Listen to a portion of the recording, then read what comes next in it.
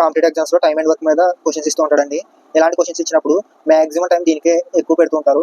అలా పెట్టక్కర్లేదండి. క్వశ్చన్ ఒకసారి మనకు అర్థమైతే దాన్ని సింపుల్ వేలో ఫార్ములాలో కన్వర్ట్ చేసుకుని ఈజీగా చేయొచ్చు.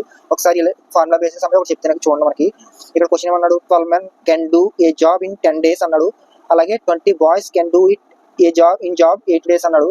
ఇక్కడ మనకి ఏమన్నా క్వశ్చన్ 12 మంది మగవారు ఒక పనిని 10 రోజుల్లో చేయగలిగితే 20 మంది పిల్లలు, బాయ్స్ అంటే పిల్లలండి, 20 మంది పనిని 8 రోజుల్లో చేయగలరు. అయితే in how many day can 12 men and 20 boys do the same job. వాడు ఏమన్నాడంటే 12 మంది మగవారు 20 మంది పిల్లలు అదే పనిని ఎన్ని రోజుల్లో చేయగలరని అడిగారండి. ఇలాంటప్పుడు చాలా మంది ఏం చేస్తుంటారంటే మెన్ ఈక్వల్స్ టు బాయ్స్ అని చేసేసి LHS ఈక్వల్స్ టు RHS అని చేసి చేద్దామని ట్రై చేస్తారండి. కానీ దీనికి సింపుల్ ఫార్ములా ఉంటుంది. మన ఇక్కడ 12 men అని ఉంది కదా, ఈ 12 men ని ఏ అనుకుని 20 boys ని B అనుకుంటే ఇప్పుడు మనల్ని ఏం చేయమన్నాడండి, వాళ్ళు A and B కలిసి ఎన్ని రోజుల్లో చేయగలరు అని అన్నాడు పనిని. సో మనం A into B అని వేసుకుని వాళ్ళు ఎన్ని రోజుల్లో చేయగలరు ఇద్దరు కలిపి కాబట్టి A plus B వేసుకోవాలి బై. సో ఇప్పుడు ఫార్ములా అప్లై చేస్తే A into B అంటే మనకి 10 into 8 కదా, అదే వేసుకుంటాం. అలాగే A plus B అంటే 10 plus 8 వేసుకుంటాం. 10 into 8 అవుతుందండి, అంతే కదా. ఏ అని మెన్స్ అదే 12 మంది మగవాళ్ళని ఏగా తీసుకుంటే A అంటే ఈక్వల్స్ టు 10 days కదండి.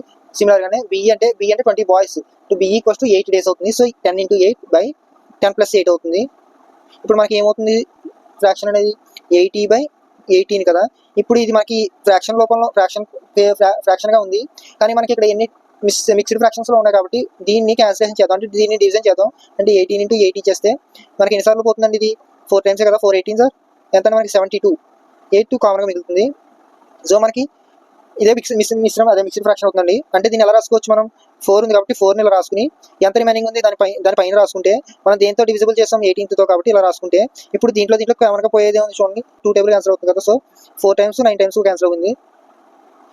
సో 4 into 2/9 వచ్చింది. సో మనకి డేస్ ఇదే కదా, ఆప్షన్ C కదా.